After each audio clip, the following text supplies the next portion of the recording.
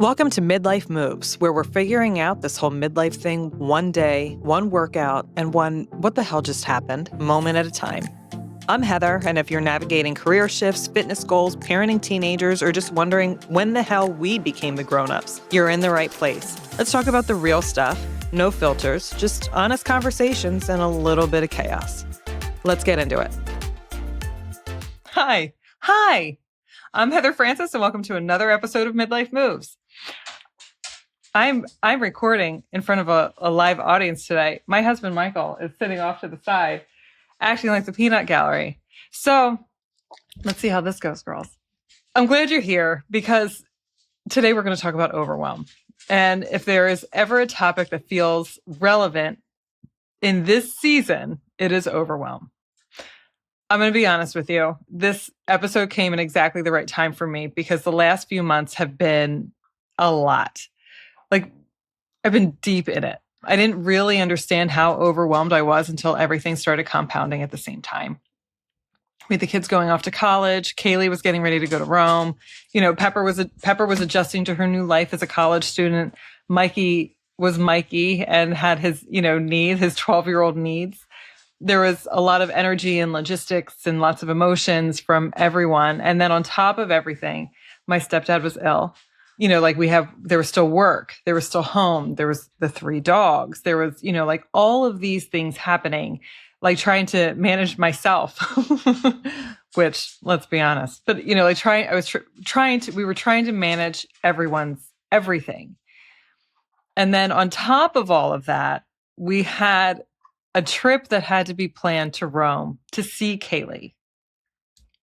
Like the passports, the details, the timing, the expectations, who's going to be able to go.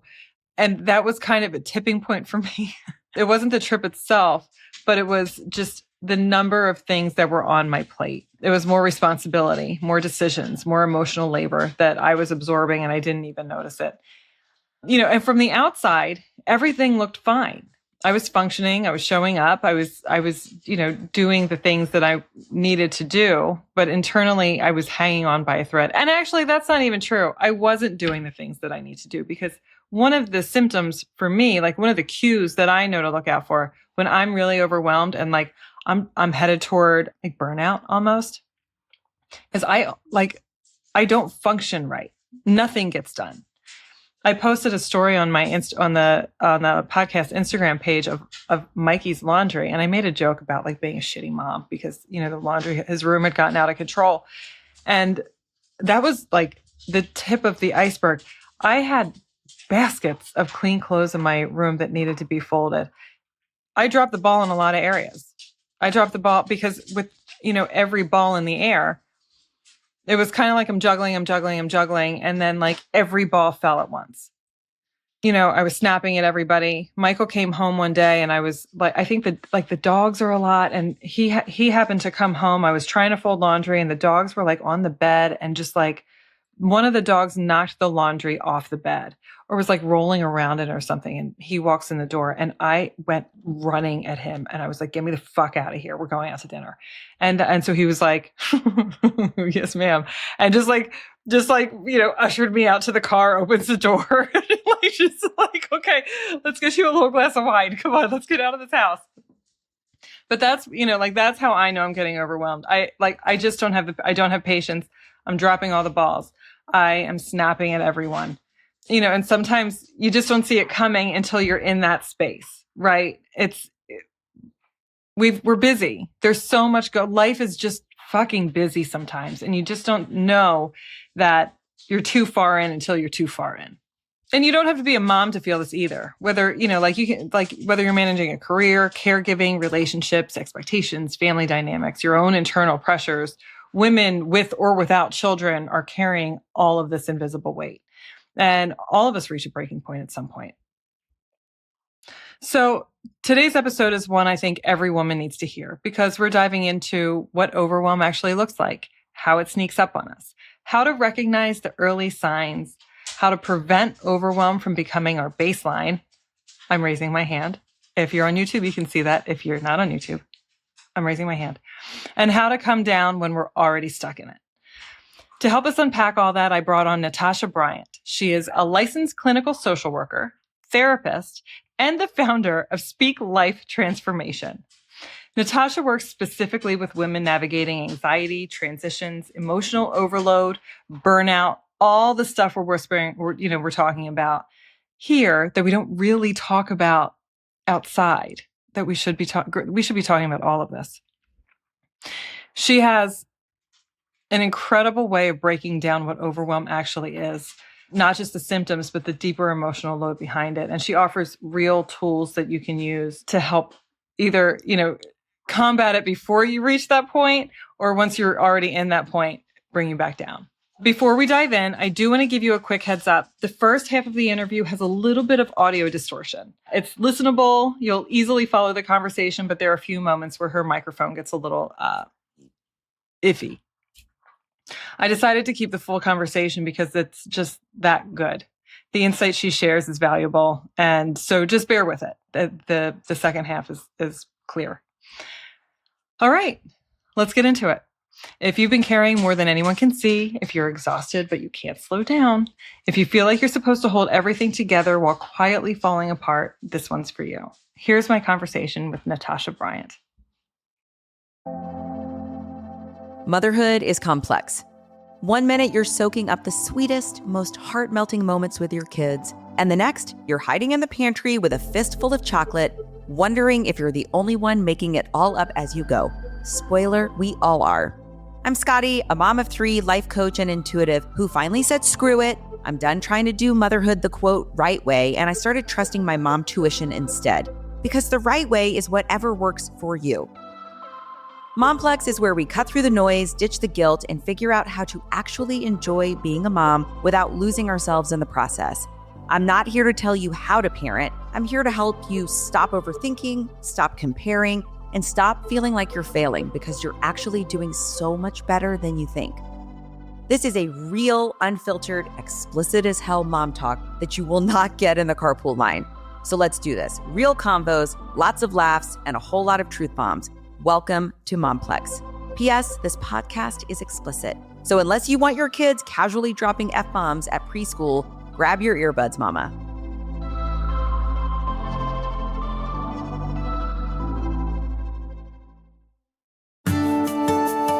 Hi, I'm Marianne Weisenthal, host of the LifeSpeak podcast, a show where we dive into real conversations about mental health, resilience, and navigating life's everyday challenges. Each episode, I sit down with leading experts in health, work, and wellness to unpack big topics like burnout, parenting, leadership, anxiety, and personal growth. My guests share their own stories of struggle and resilience, and together we keep it honest, relatable, and practical. Whether you're looking for fresh perspectives or just a moment to feel seen and supported, you'll find it on the LifeSpeak podcast. Hey listeners, it's Heather here with a quick message before we get into the rest of the episode. I have been blown away by the level of support from you guys. I love seeing how much the topics resonate with all of you and hearing how the episodes make you feel seen. I genuinely appreciate the outpouring of support from everyone. If you've been enjoying the show, there are a few ways you can continue to support the podcast and the team behind it. If you aren't already, follow us on Instagram at the Midlife Moves Podcast. For more behind-the-scenes info on the show and our guests, check out our website, midlifemoves.co. Reviews go a long way. I'd really appreciate a rating and a review on the podcast platform of your choice. And finally, check out the merch store. It's a fantastic way to rep the podcast and help support the team that makes these episodes possible. We've got some great designs for t-shirts and totes available there. Thank you all again so much, and enjoy the rest of the episode. I am here this afternoon with Natasha Bryant from Speak Life Transformation. I heard Natasha speak at an event at our local chambers group, and it was an event about overwhelm. And as I'm sitting there listening to the panel, everything that you said, I was just like, oh my God, she's in my head.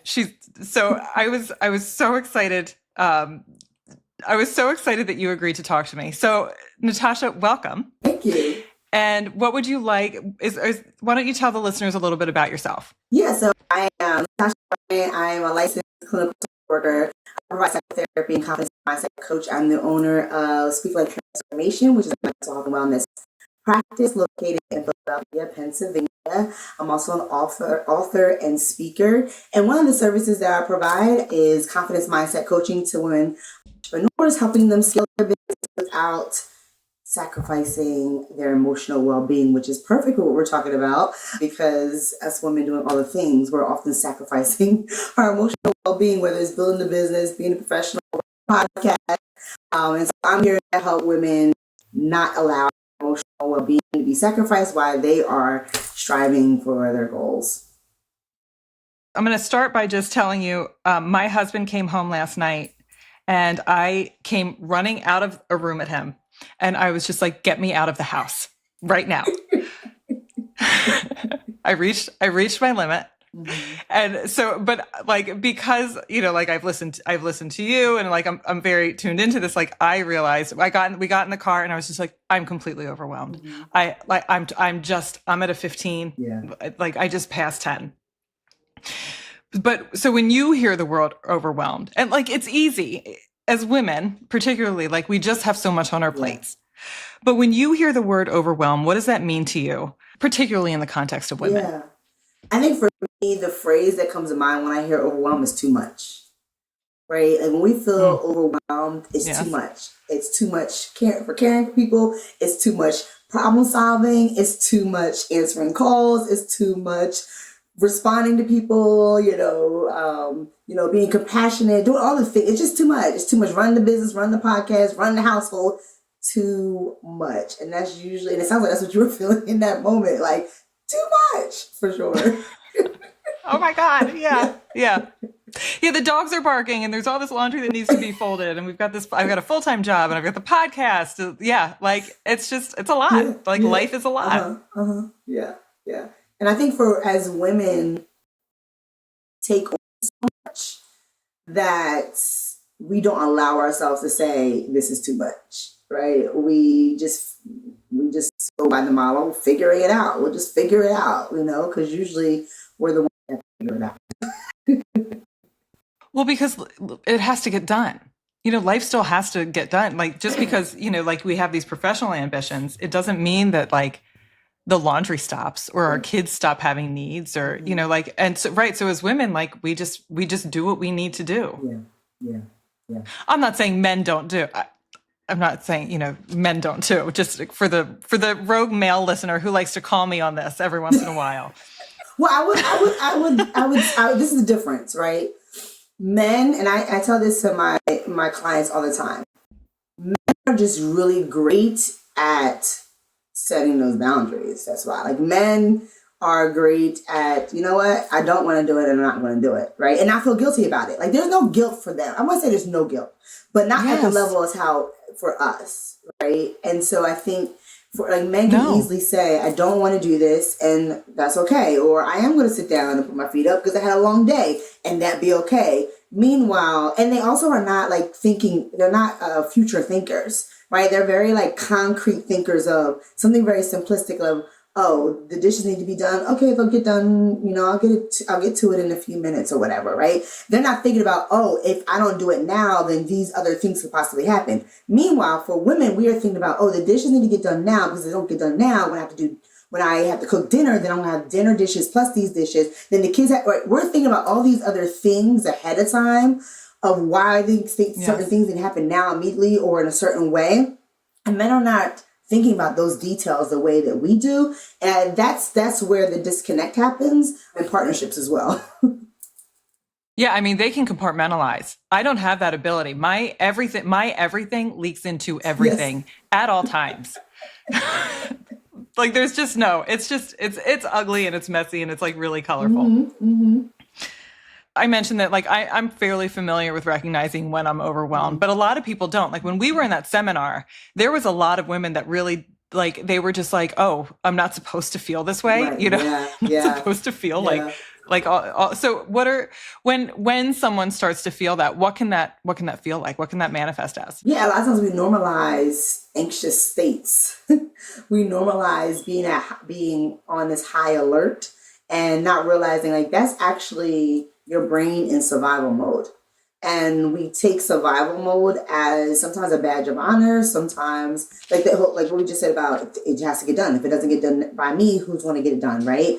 And that is what survival, that's what the survival mode or survival brain sounds like. So the overwhelm, how that then manifests is physically, right? Because you might not be aware of it consciously. Consciously is like a lot of overthinking, right? A lot of racing thoughts, but physically you can feel tension throughout your body. Now that can vary from person to person. Mm-hmm. Some women might feel it in their chest. Some women might feel it in their stomach. Like one client, I just recently were doing somatic scans and she was like, I feel it in my stomach. And she was recognizing that she gained weight, a lot of weight in her stomach. And she couldn't understand why. And as we were talking, I was like, it sounds like a lot of your trauma is being held in your stomach, right? It could be lack of sleep, where you're either having trouble falling asleep or staying asleep. It could be there's this cognitive fog where you are struggling with processing information, thinking, right? Remembering things. It could be irritability, where you find yourself being really snappy, right? Where like perfect example, you're like, I gotta get out of the house, right? That's a perfect example of emotional one, where you're like just having this like immediate like sense of urge and this like irritability that just comes out, right, when you're speaking. And so those are just some examples. Oh, your appetite too, right? You might find yourself eating less than you usually or eating more than you used to. So those are just some examples of how it can manifest physically. So, because I've heard that said before about like where I'm trying to think of the best way to ask this question and just not sound like a complete idiot. Because I have tried to scan my body and be like, so I have brain fog. Mm-hmm. This is going to be like a 3-part. Just roll with it. I have brain fog, but I also have a brain injury, and I'm like in the thick of perimenopause, right? So then I also have like all of this other stuff, and at what point? Because like as women, also, like we're really focused on our hormonal health. And so how, I guess, is there a way, here's my question. Is there a way to determine if it's overwhelm or if it's just like you're having a bad day when it's just like hormonal?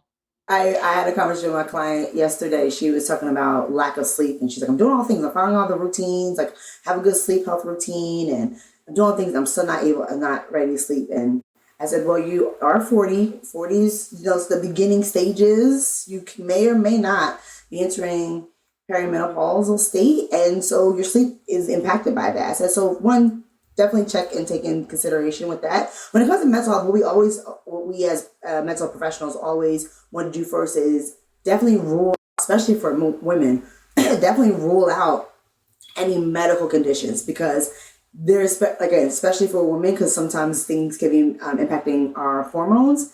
It can appear as mental health when it's not really mental health related. It's more physical related. So just like menopause or premenopause, for example, right? So you do want to be able to rule that out. But it also can be co-occurring, right? It could be the hormone imbalance, which is impacting your ability to regulate your emotions, which is then leading to to easily get to a place of overwhelm because you're struggling with managing your emotions or regulating your emotions due to the hormonal imbalance, right? So one can interact with the other, right? And it could also just be due to medical changes within your life as well, or medical conditions.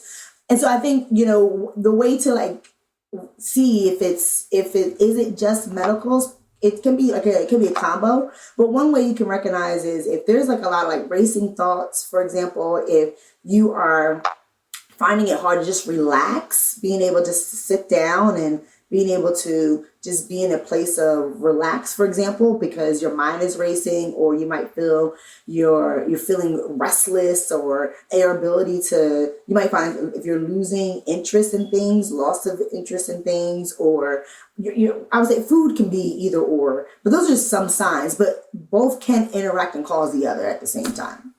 Yeah. Right. Yeah. So no, there's no fixed answer, but there's right. Yeah. It could be everything or nothing. Right. Pretty much. Right. Yeah. And the thing is, you just go about treating both. Right. So if it is hormonal, you just become mindful of, okay, what am I eating, or what can I do that can help create a hormonal balance. And then also when it comes to the emotional well-being is, what can I do to help reduce stress? What can I do to help make sure that I'm not going beyond my capacity? So treating both is not a bad thing. You don't have to do one or the other. Okay, so the second part of my question is because you mentioned the scan. You had your patient scan their body and she felt it in her belly. I've tried to do that. And like I can't. So what are you scanning for? Yeah, it depends on what kind of body scan you're doing. Usually with mindfulness, you're usually scanning. You can scan for just like muscle tension. That's one common thing to do. So there's a lot of, and you can find these on like different apps or YouTube videos, or where you can just say do a mindfulness body scan or meditation body scan, and then or a guided body scan or guided meditation scan. And then the person will guide you from the top of your head to the tip of your toes and walk you through you just taking note. Now, this is the reason why the scan may not work. Because going back to the overwhelm, if your mind is racing, it's very hard to be in the present. Body scanning requires you to be in the present. So if you're scanning and you're thinking about what I got to do next, or you're scanning like, oh, the dog is barking, or you're scanning, you hear the kids, like, what are they doing, right? Then no, you're not going to be able to sense anything in your body whatsoever. A body scan requires you to be in the present. So if for example, you're starting at the top of your head and you're scanning to see, do I feel any tension in my temples? And, are my eyes tense? Do I need to relax my eyes? My jaw, do I need to loosen my jaw, right? You scan to see just in my head, where is there tension? What do I need to relax right now in this moment? And through deep breathing, you allow yourself to, you breathe through and allow yourself to relax those muscles through deep breathing. And then you go down to like your neck or your shoulders and do the same thing. As my shoulders tense, do I need to roll my shoulders back and just relax? Do I need to roll my neck and stretch my neck out and release any tension in my neck? But it requires you to be in the present. The only time I can actually be in the present is if I'm walking. Yeah. That I experience now. That's not to say but that's interesting. Okay, so so I'm gonna do that this weekend. I'm gonna Google.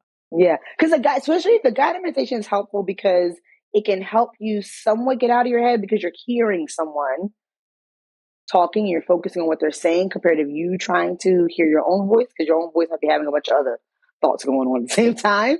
So guided meditation is a good way to start, especially when you're not used to focusing on one thing and also releasing racing thoughts.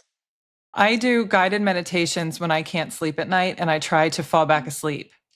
I try, and that's like one of my methods of attempting to fall back asleep. I put one on last night. Yeah. Yeah. Sometimes it works and sometimes it doesn't. Okay, so we've identified, like how to recognize when you're when you're overwhelmed. But what are some practical ways that we can minimize that overwhelm? Yeah.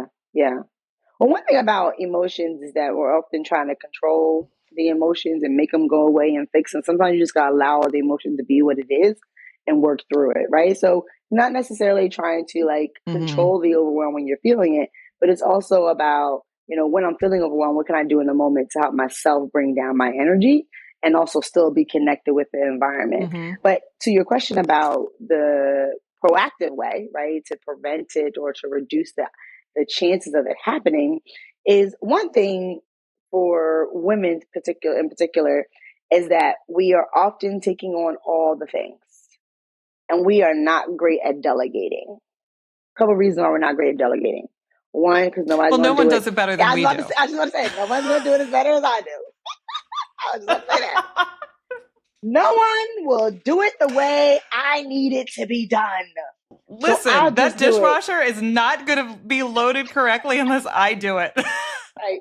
Yeah. So, and that's what causes overwhelm, because you're doing all the things that you actually don't have to do if you allowed yourself to let go of control. What you just said right there, the dishwasher is not going to be loaded the way I want it to be loaded. As women, and this is again, going back to what we said about men, the reason why men, because they're not focused on those details. They can care less how the dishwasher is loaded. As long as the dishwasher is done, that's the ultimate goal.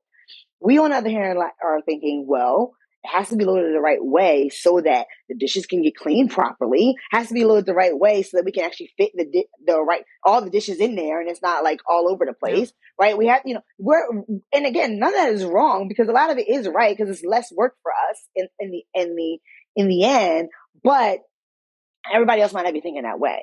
So it's remembering like, what is the actual goal? Is the goal for the dishwasher to be loaded perfectly, or is the goal for the dishes to be washed?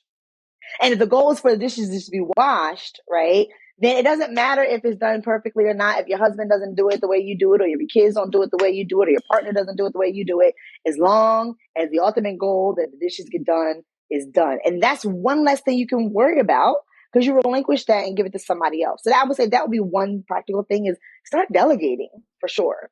Yeah. Yeah. Yeah. Where I think I struggle the most is, well, that, but also I feel really bad saying no.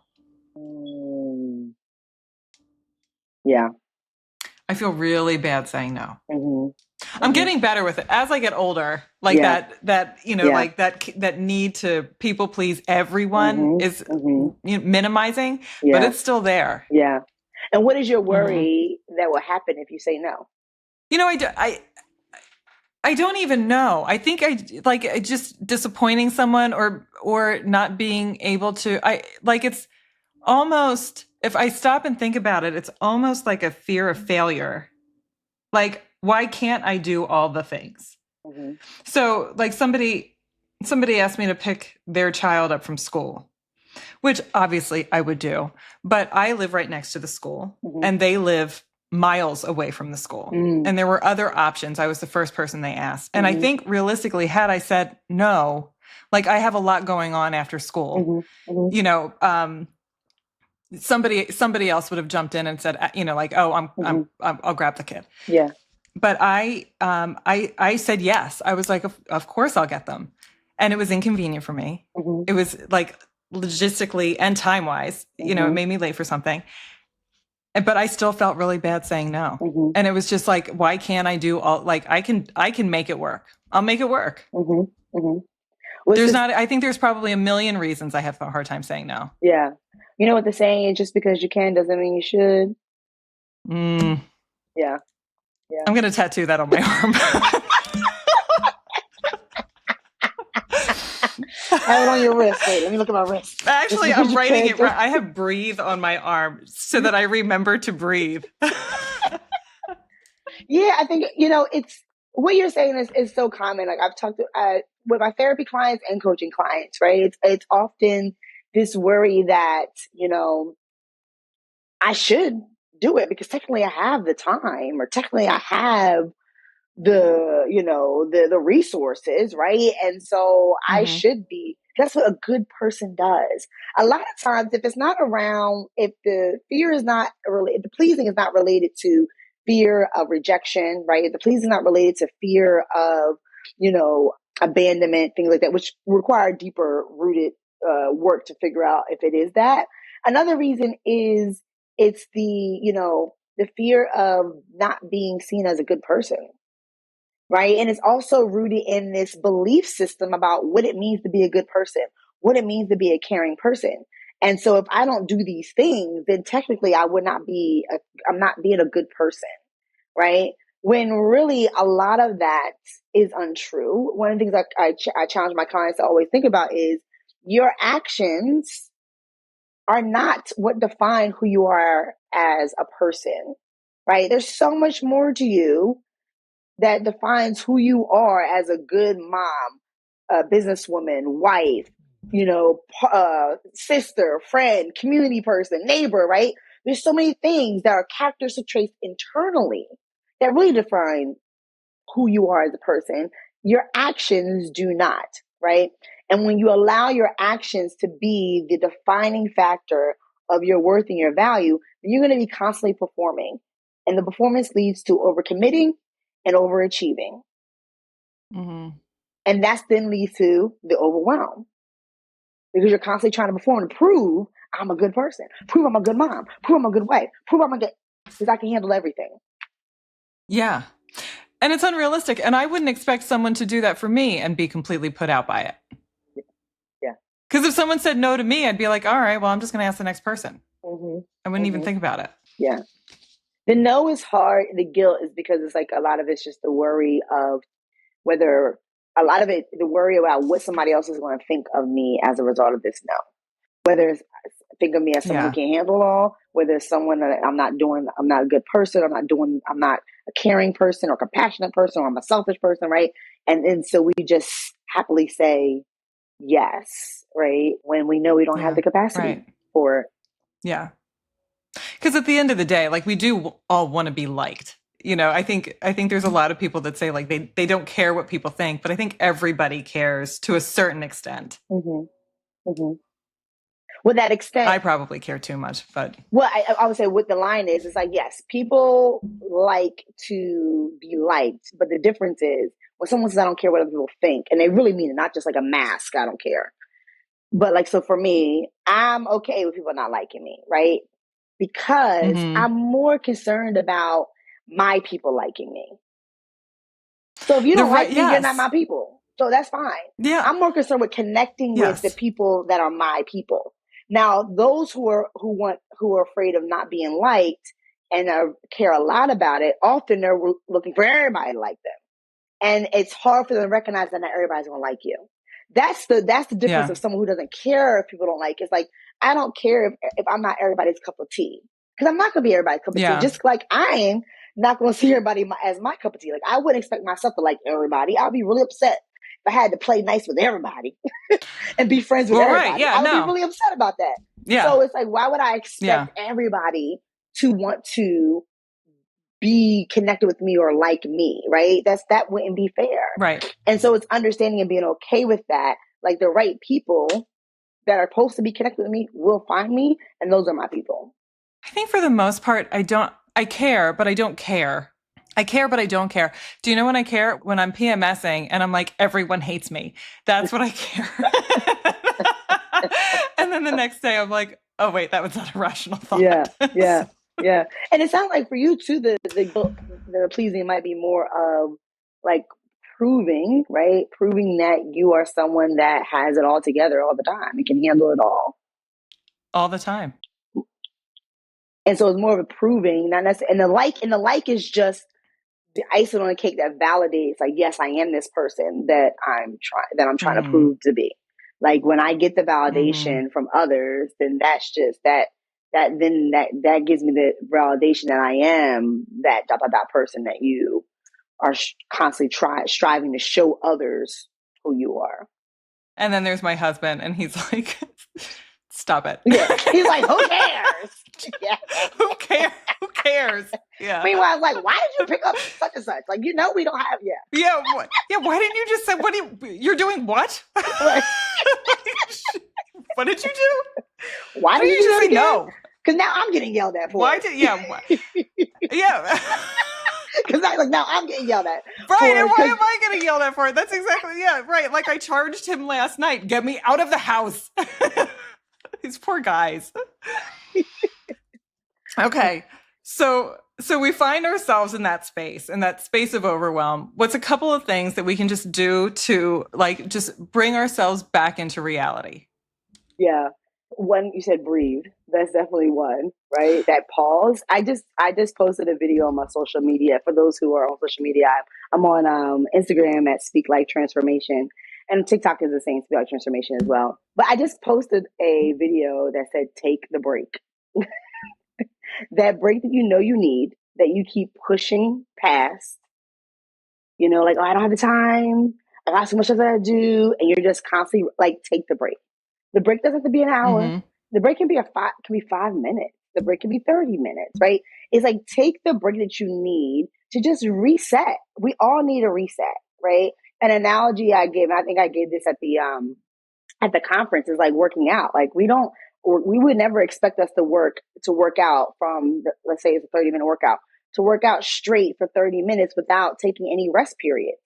People will look at you, look at it. If a trainer had you do that, you would look at the trainer like, what? I got to take a break. I got to catch my breath. I got to get some water, right? Yeah. And so our bodies need that even throughout the day. Your mind needs that throughout the day, right? So I would say one is take the break. And when you take a break, be intentional. So second thing is, when you take a break, be intentional about that break. So if that is doing some simple deep breathing techniques can be one. Another could be actually going and get some water. Our bodies need replenishing. So even if it's just drinking some water, right, during this break, or if it's like a more longer intentional break where you're like, these 30 minutes are mine and I'm not going to allow anybody else to interrupt me. I always say give yourself at least 30 minutes a day where you're just doing something you totally want, whatever that is. It doesn't matter, whatever that is. That can be taking a nap for 30 minutes if you wanted it to. But you allow yourself that time where you're not giving your energy to anybody else but yourself, right? And being intentional about that. That could be reading. That could just be sitting down and doing nothing. That could be, like I was mentioning before, taking a nap. That could be taking a walk, right? Whatever that is, like giving yourself the time that you need to just reset. The overwhelm is happening because your body is on overload and it needs a moment to just stop, slow down, and reset itself. So those are two ways to do that, is take the break and then also be intentional about what you're doing in that break that allows you to reset. And I would say a third one is ask for and accept help. For all women who think they can handle it all and can do it all, ask and accept the help. I'm sure your husband has many times like, if anything I can do, what can I do? And you're thinking like, by the time I explain to him what he can do, and by the time I do all that, I could just do it myself. No, you're fine, hon. I'm good. I'll figure it out. Yeah. I don't need your help. I'm good. I've got this. Crying. Yeah. And then he's like, of why you're saying you never help, because like I just asked the other day, you didn't say I didn't need help, right? So it's like part of the accepting and asking for help is going back to what I said earlier, is relinquishing control and being okay with the person not doing it exactly the way you want it to be done. So again, not focusing on the details of how it gets done, but just focus on what is the actual goal that you want. Focus on the goal, not the details of how it gets done, because the details doesn't matter as long as the goal is achieved, right? So ask and accept help as well, and let go of control of how that help is provided. I feel like very called out right now. I'm gonna have to listen to this another time. Okay, so I appreciate you doing this with me. I know that we're coming up against the end of our time. Mm-hmm. If my listeners want to find you, and if there's any last things that you would like them to know, how can they find you? And is there anything else, any parting words? Yeah, I would say one thing is give yourself the permission to care for yourself. Because a lot of women, the overwhelm is happening because you are giving yourself not even a permission, you're giving yourself a mandate to be first line of defense for everybody else. First line of defense for your children, if you have children. First line of defense for your partner, if you have a partner. First line of defense for your friends or family. First line of defense for your boss or your employees, if you are a boss or supervisor. And you're constantly requiring to show up for them at this high level capacity, but you do not require that for you to show up for yourself at that same level, right? And so give yourself the permission to care for yourself, to, provide for yourself, to support yourself at the same capacity, if not even better than what you provide other people. Once you give yourself that permission, that's when you can start to relinquish the guilt and the control and all these other issues, because you're giving yourself the permission to do that. So that's one thing I want to take away. And if you would like to work with me or just check me out and connect with me, again, I'm on social media. I'm on TikTok and Instagram at Speak Life Transformation. I'm also on Facebook at Speak Life Transformation SLT. You can go to my website, speaklifetransformation.com. A more simple one, actually, I'm going to give you another one. It's natashabspeaks.com/all-things. That webpage will take you to everything. It'll take you to my Speak Life website. It will give you information on our products. I have books that focus on personal development and healing. Also have a YouTube channel, a TV channel, a TV show as well called Natasha, Unapologetic Living with Natasha. So anything that you want to know about me, services, is on that website. Again, natashabspeaks.com/all-things. And also on that webpage, you can get access to a free workbook that I have. It's called Legacy Starter Kit, the Legacy Starter Map, excuse me. And it's all about helping you work past mindset blocks like overwhelm. It gives you strategies for that, helps you learn how to set intentional goals to get past those mindset blocks that will help you achieve the goals you want, and so much more. So you can be able to access that on that web page as well. And all of that will be linked in the show notes. So you guys can reference the show notes, and I'll make sure we put it on on Instagram also. Mm-hmm. Natasha, thank you for joining me today. Yes, thank you for having me. I really appreciate it. I hope you enjoyed this interview. Check Natasha out. I encourage it. I'm going to go check out the books. And until next time. That's it for this episode. If you had fun, learned something, or just feel a little less alone in the chaos, make sure to hit subscribe so you don't miss what's next. And if you want to keep the conversation going, come find me on Instagram @HeatherMoves_, because midlife is way more fun when we do it together. Until next time, keep moving forward, or at least keep moving. See ya. I'm Stuart Murray, host of Humans on Rights, the podcast where we dig into the stories that shape our understanding of human rights, one conversation at a time. I sit down with guests who are making a difference, all sharing powerful insights on what it really means to stand up for human dignity, equity, and justice. We cover the issues that matter with honesty, curiosity, and heart. You can listen to Humans on Rights on Apple Podcasts, Spotify, Amazon Music, and online at soundoff.network and humanrightshub.ca.